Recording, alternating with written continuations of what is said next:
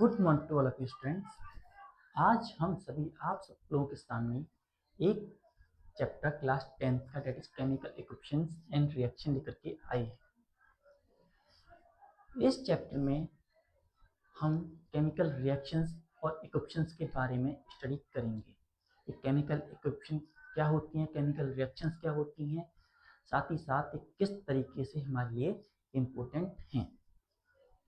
तो इससे प्रीवियसली हमने प्रीवियस क्लासेस में जान रखा है कि दो प्रकार के चेंजेस होते हैं, एक फिजिकल चेंज और दूसरा केमिकल चेंज। फिजिकल चेंज जो होते हैं ऐसे चेंजेस होते हैं जिनमें कोई नया सब्सटेंस फॉर्म नहीं होता है। ऐसे चेंजेस जिनके अंदर कोई नया सब्सटेंस फॉर्म नहीं होता है उन चेंजेस को हम फिजिकल चेंजेस कहते हैं। फिजिकल चेंजेस टेम्परेरी चेंज होते हैं, रिवर्सिबल होते हैं एंड स्लो भी होते हैं।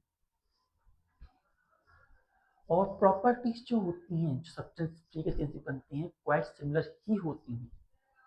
वहीं in case of another type of change that are chemical changes, chemical changes ऐसे चेंजेस होते हैं जिनमें नई सब्सटेंस फॉर्म होती हैं नई प्रॉपर्टी के साथ।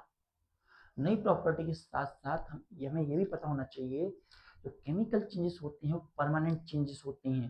परमानेंट मतलब कि अगर चेंज एक बार हो गया तो दोबारा रिपीट नहीं हो सकता है।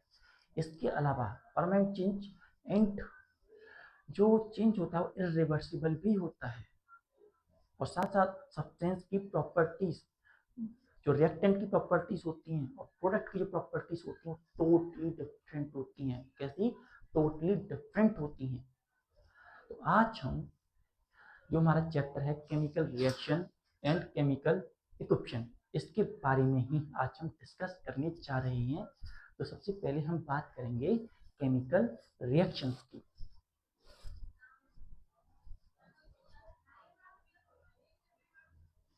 तो केमिकल रिएक्शंस क्या होती हैं और सबसे पहले हम देखते हैं फिजिकल चेंजेस। अभी हमने जैसे बताया physical changes.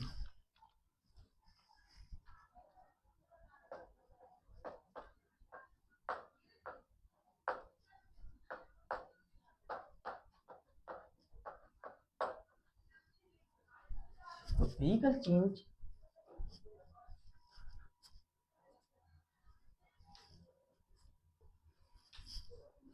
Physical change define कर सकते हैं a change in which change in which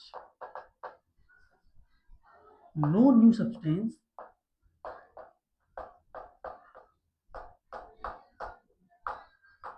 is formed.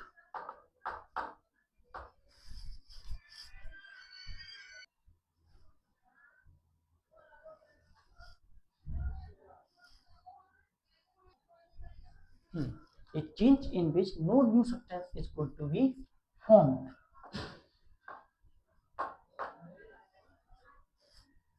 अगर एग्जाम्पल की बात करें, example conversion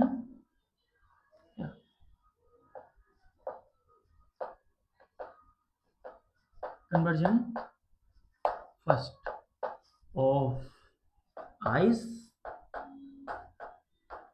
into water. Ice का जो बर्फ होती है उसका वाटर में चेंज होना। ब्रेकिंग ऑफ ग्लास,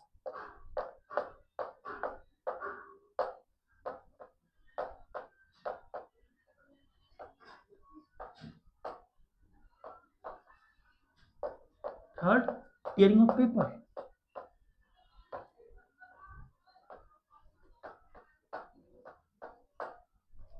ये सभी जो चेंजेस हैं, हाँ, जो हमारे हैं ये सारे फिजिकल चेंजेस हैं क्योंकि इनमें कोई नया सब्सटेंस फॉर्म नहीं हो रहा है। और साथ ही साथ में और कंडीशन बदल दी जाए तो हम इन्हें रीगेन भी कर सकते हैं। तो these are temporary changes. These are temporary changes. हमारे पास जो चेंजेस आते हैं टेम्परेरी होते हैं, जैसे कि हमने बोला कि आइस, और आइस से कन्वर्ट हुआ वाटर, और वाटर से फिर वाटर वेपर। ये तो हमारे पास ये बनता है, लेकिन हम अगर कंडीशन चेंज कर दें तो हमारा वाटर वेपर से वाटर भी बनता है और फिर आइस भी बन जाती है।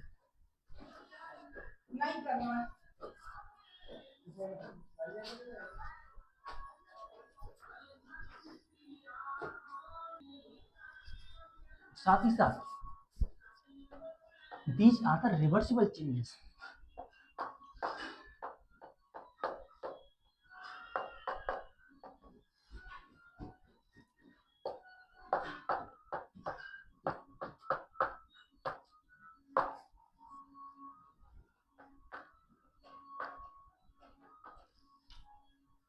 टेम्परेरी होते हैं और रिवर्सिबल भी होते हैं। कंडीशन बदल दी तो हमें वो आइस दोबारा से मिल गई, हमने हीट किया तो वेपर बना, कूल किया तो आइस बन गई।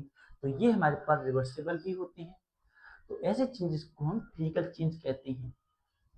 और जो प्रॉपर्टीज होती हैं जो कि सब्सटेंस फॉर्म होता है सिमिलर ही होती हैं। जैसे यहाँ वाटर था तो ये भी H2O था हमारा, आइस H2O होती है, वाटर भी H2O ही था, और जो गैस थी वो भी हमारी H2O ही थी। इसके बाद अगली चेंज आते हैं केमिकल रिएक्शंस या केमिकल चेंजेस।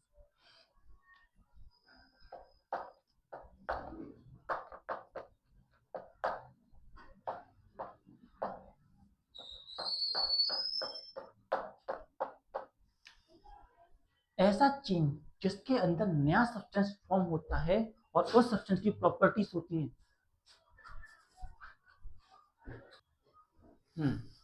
केमिकल चेंज, तो केमिकल चेंज को हम कह सकते हैं change in which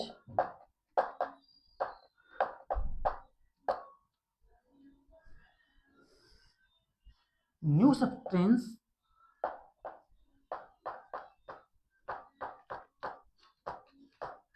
is formed।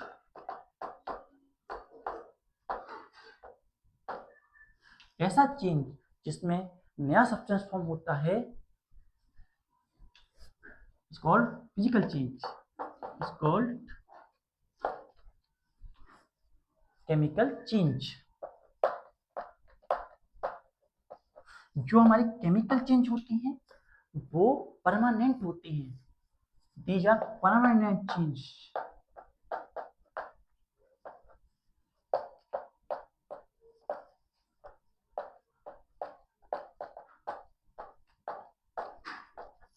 Chemical changes में जो चेंज आता है वो परमानेंट होता है, वो दोबारा चेंज नहीं किया सकता है। साथ ही साथ दीज आर इरिवर्सिबल।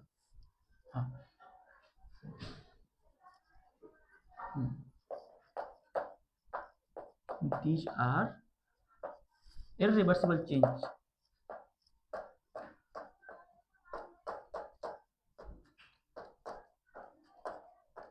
हमारे पास एक बार अगर हमने, जैसे सपोज कीजिए अगर हम एग्जाम्पल लेंगे, कुछ एग्जाम्पल अगर हम लेना चाहें तो पहला है रैपनिंग ऑफ फ्रूट।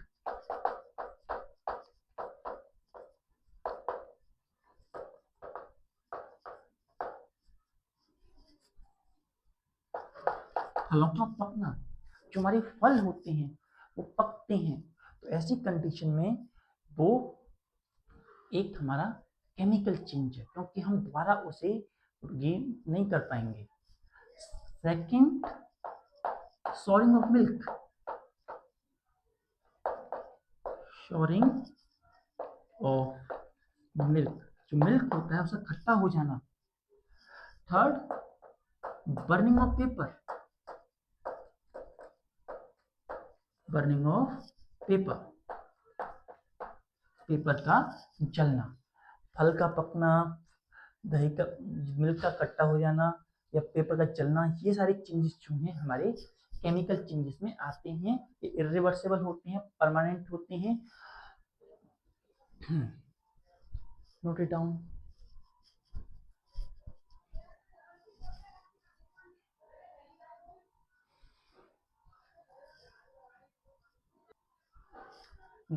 तो केमिकल चेंज और केमिकल रिएक्शन को समझने के बाद में अब हम समझेंगे केमिकल रिएक्शन।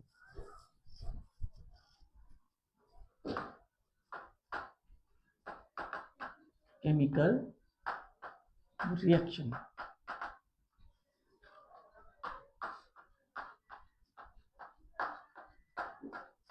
तो जो केमिकल रिएक्शन होता है वो एक वो प्रोसेस होती है जिसके अंदर नया सब्सटेंस फॉर्म होता है और उसकी प्रॉपर्टीज भी नई होती हैं। तो ऐसा रिएक्शन जिसके अंदर नया सब्सटेंस फॉर्म हो नई प्रॉपर्टीज के साथ, ऐसे रिएक्शन को केमिकल रिएक्शन कहते हैं। तो हम क्या लिखेंगे? Chemical reaction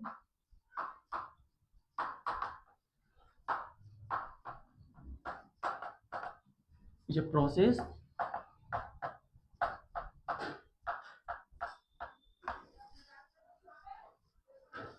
in which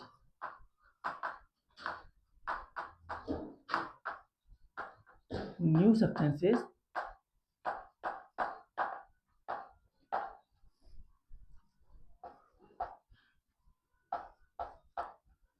are formed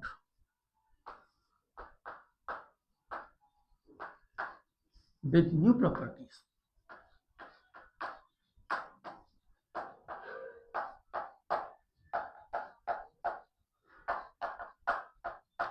तो ऐसा चेंज जिसमें नए सब्सटेंस फॉर्म होते हैं नई प्रॉपर्टी के साथ, ऐसे चेंज को हम केमिकल चेंज कहते हैं।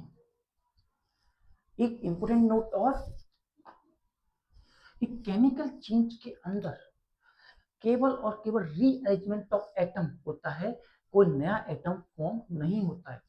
During the case of chemical reaction, only there is a rearrangement of the atom that is going to take place. No new atom is going to be formed. तो क्या कहेंगे? In chemical reactions,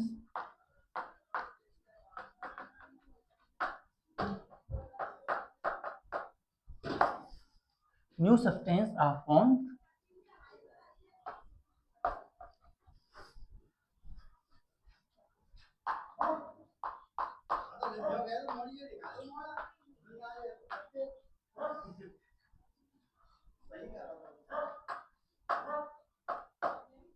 with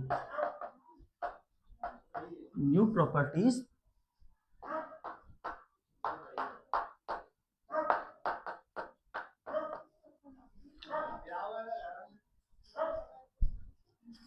and साथ ही साथ there is only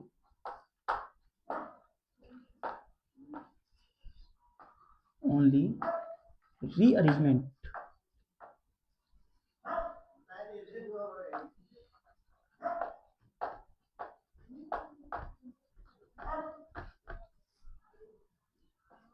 of the atom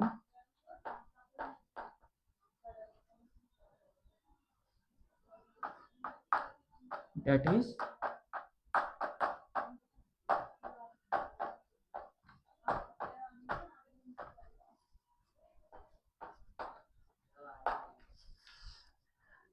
chemical reactions के अंदर केवल और केवल rearrangement of atom take place होता है, कोई नया सब्सटेंस फॉर्म नहीं होता है।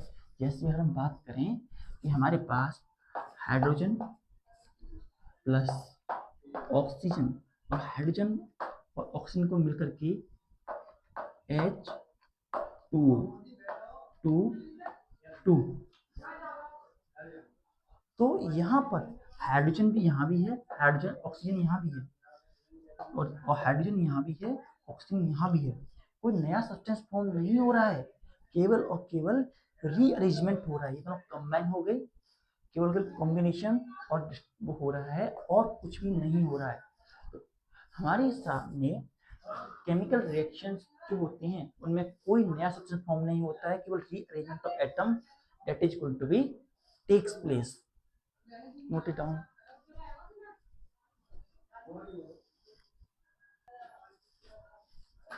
तो देखिए यहाँ पर नेक्स्ट टर्म हमारा आता है रिएक्शन में जो सब्सटेंस टेक पार्ट करते हैं उसे हम बोलते हैं रिएक्टेंट, और जो न्यू सब्सटेंस फॉर्म होता है as result of chemical reaction उसे हम बोलते हैं प्रोडक्ट। तो हमारे पास ये जो है ये हमारे होते हैं रिएक्टेंट्स,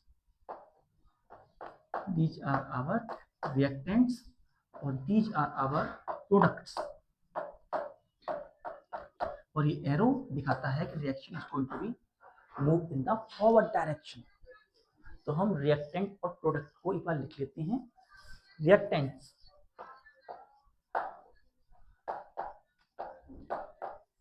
को लिखेंगे substance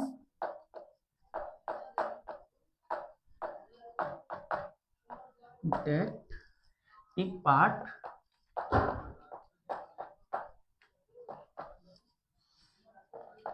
in the chemical reaction। वो सब्सटेंस जो केमिकल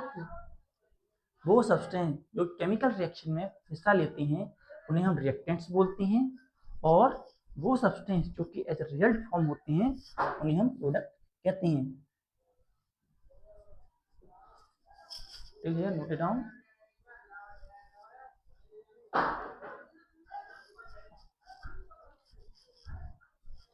प्रोडक्ट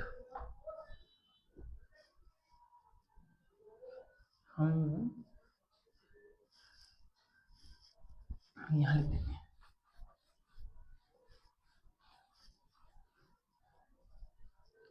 रिएक्टेंट और प्रोडक्ट क्या होंगे?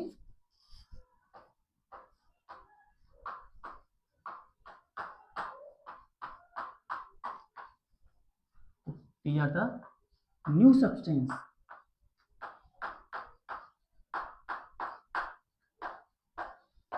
that formed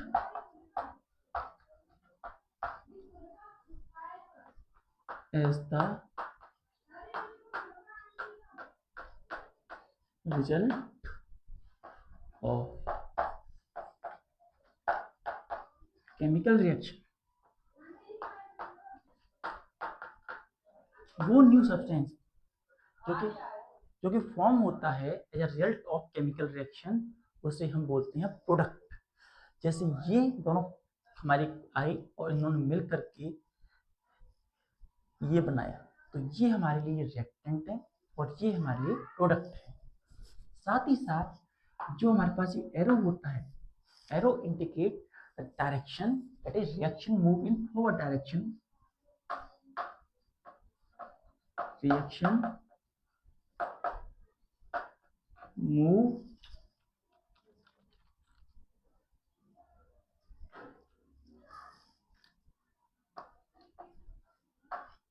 in forward direction, और केवल एक डायरेक्शन चल रही है। वहीं अगर हम ऐसे और ऐसे, तो ये हमें दिखाता है रिएक्शन दोनों डायरेक्शन चल सकती है, और ये दिखाता है रिएक्शन रिवर्सिबल भी है। रिवर्सिबल, और कंडीशन को चेंज करके हम वैल्यूज को भी पुट कर सकते हैं।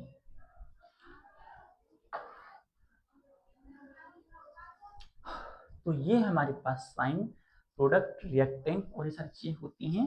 Note it down.